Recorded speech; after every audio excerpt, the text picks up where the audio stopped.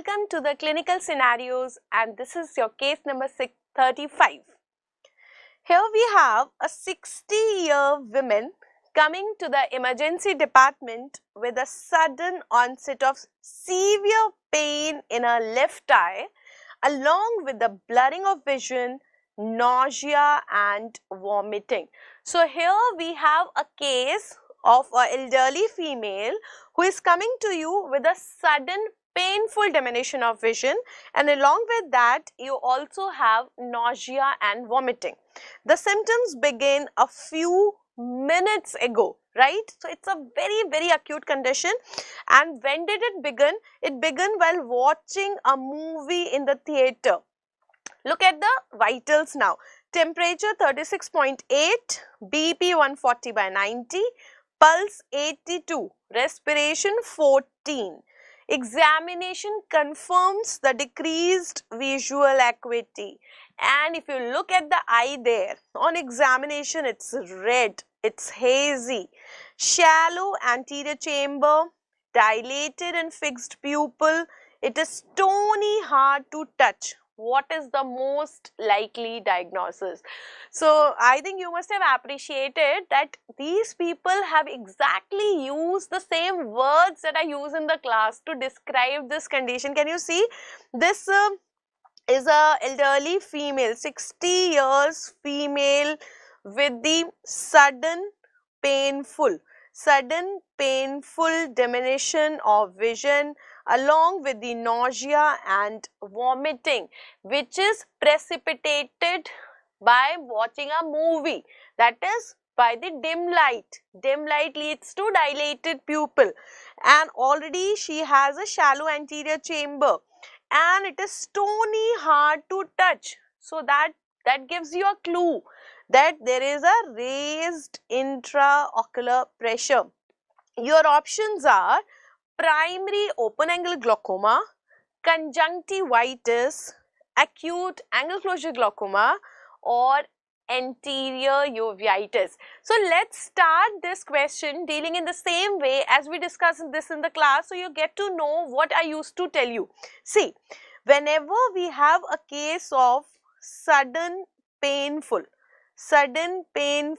diminution of vision, how will you start assessing it? Sudden painful diminution of vision, the most important DD that you have to start with is either acute congestive glaucoma or acute anterior uveitis, right?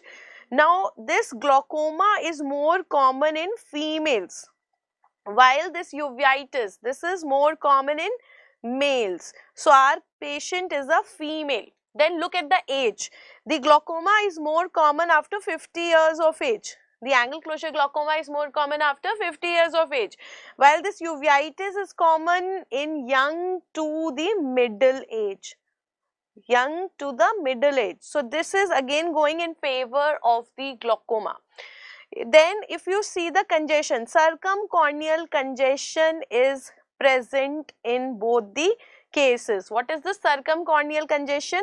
If you look at the eye here, so you are getting the congestion which is more prominent around the limbus, ring of congestion around the cornea, which is slowly going and progressing towards the fornix. This is called as circumcorneal congestion. So though it is more here, but it can be present at both the sides. Now what is the most important distinguishing feature? I will have KPs in the uveitis, but it is not given. Uveitis, KPs are present, it is not given here. And if you see in cases of the glaucoma, I will have the raised intraocular pressure. So that is actually given in this question. They have said that the eye is stony hard.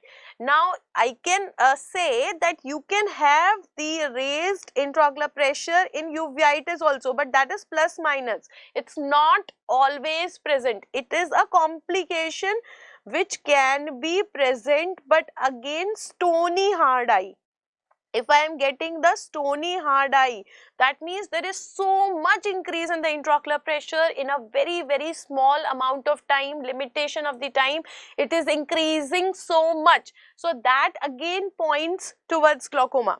Another important thing is talking about the pupil. Now pupil is again very diagnostic. What kind of pupil do you get in uveitis? In uveitis we get the small pupil, miotic pupil. It's not the dilated pupil, or we can use the word constricted pupil, right? It is also fixed, non-reacting, but it is small because of the inflammation of the ciliary nerves. It is constricted, and it could be irregular also. Irregular can be there due to the synecdoche formation, due to the adhesions or the synecdoche. But in cases of the glaucoma, it is actually the mid-dilated, vertically oval, very characteristic, mid-dilated, vertically oval and fixed pupil. I hope you remember I used to tell you that actually it is this mid dilatation of vertically oval pupil that is actually a precipitating factor that is responsible for the attack. Anything that can cause the mid dilatation of the pupil can bring an attack of angle closure glaucoma in a predisposed patient. So how can it take place? See, suppose this is your normal one, you have the lens here, okay, and we have the iris also. Iris is something like this. So this person is a predisposed, having slightly, you know, shallow anterior chamber, but otherwise everything is fine. We have got the ciliary body here. Now normally when the aqueous humor is forming from this ciliary body, it is passing through this pupil and it is flowing through this angle of anterior chamber, and after that it can also flow through this angle of anterior chamber. So not a problem, it is going like this, and then it is flowing through this angle of anterior chamber.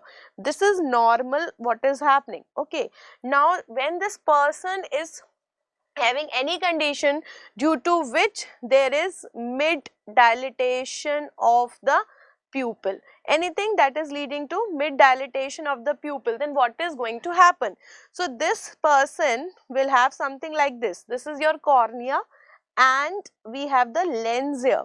Now when we are giving the dilatation of the pupil, what is happening? If iris was like this, it is going back, dilatation is taking place. Now not only it is going back, it is also going in opposition with the lens. So now this iris, I am using a brown color for the iris, it is not only going back, it is also coming in opposition with the equator of the lens. So now this ciliary body, the ciliary body that you have here, what is happening? The aqueous humor is forming from the ciliary body like this. Aqueous humor is forming from the ciliary body, but because of this irido lens opposition, they are both coming in opposition with each other. So what is happening? The aqueous humor is not able to pass through. So there is what is taking place here. We are having this aqueous collection. So we are having the aqueous collection behind the iris. There is aqueous collection behind this iris. Lot of aqueous collection is taking place behind this iris. So what it is doing? It is pushing this iris anteriorly. Ballooning of iris will be taking place. So it will become something like this. Suppose this is your cornea here and we have this lens here. So ballooning of the iris is taking place, something like this, and behind this we have collection of this aqueous humor. Okay, so what now is happening? This is the formation of the iris bombae. Formation of a iris bombae is taking place. Now due to this collection of aqueous humor, iris is pushed anteriorly, there is iris bombae formation and there will be closure of this angle. So this will lead to the sudden closure closure of the angle of anterior chamber, and this sudden closure of angle of anterior chamber will lead to the acute congestive glaucoma, and this acute congestive glaucoma will lead to sudden painful diminution of vision. So here in this case, this mid dilatation of the pupil, which is responsible for bringing this attack, why did it take place? Because she was watching a movie in a theater. Theater means the dark room. So it is a darkness which has brought to the dilatation of the pupil, and therefore there is the attack. And how this eye will look like? Can you see lot of congestion here? It has become a acute red eye. It is coming under the DD of acute red eye. Look at the congestion. This is ideal circumcorneal congestion which is present. It is also called as circumciliary congestion, deep ciliary injection, stony hard eye, acute red eye, and then you can see the hazy cornea. All the findings that are given in the question, you can easily see all these findings here. Then see this pupil, it is vertically oval. It is vertically oval, it is mid dilated, and also it is fixed. So you are seeing the pupil also. Can you see any crescentic area here? No, it has just become flat. So it is the flat cornea. So there is closure of the angle of anterior chamber. So all the findings are confirmed, predisposing factors are confirmed, the risk factors are confirmed. So that means you are clear that this is actually a case of the acute angle closure glaucoma. Answer to this question is acute angle closure glaucoma. We have already ruled out the anterior uveitis, which is more common in males, young to middle aged. The pupil should be miotic there, constricted, not the dilated. I should have the aqueous flare, aqueous cells, keratic precipitates to diagnose the uveitis, which is not given in this option. Now what about the conjunctivitis? Conjunctivitis will not lead to diminution of vision, never it will lead to diminution of vision. Conjunctivitis will not lead to shallow anterior chamber. Conjunctivitis will not lead to the dilated and fixed pupil. It's a mild condition. It will not be having the nausea and vomiting. Acute angle closure glaucoma, due to so much of raised intraocular pressure, you have nausea, you have vomiting, we can even have the colored halos. It's a very, very important DD of the colored halos. So I can have even the colored halos. So obviously this is not a case of conjunctivitis. And looking at the fourth option, primary open angle glaucoma. So open angle glaucoma will actually cause what you called as the gradual. This causes gradual, painless, progressive diminution of vision. So it cannot be a case. It is a chronic simple glaucoma, and we are talking about a acute condition where the eye is stony hard, which has just taken place few minutes back, that is precipitated by watching a movie in a theater, while the open angle glaucoma is a chronic condition. There you do not get any congestion, angle is open, you are getting a triad there. You require triad for the diagnosis of open angle glaucoma. I should have the raised intraocular pressure, the optic disc changes, and the visual field defect. So very clear cut, it is not a case of open angle glaucoma. So what is your answer? Your answer is acute angle closure glaucoma. In case of any doubt, you can always ping me up on any of my social media platforms. You can visit my Insta page, the Facebook page, and can be a member of Telegram group as well as the Facebook group.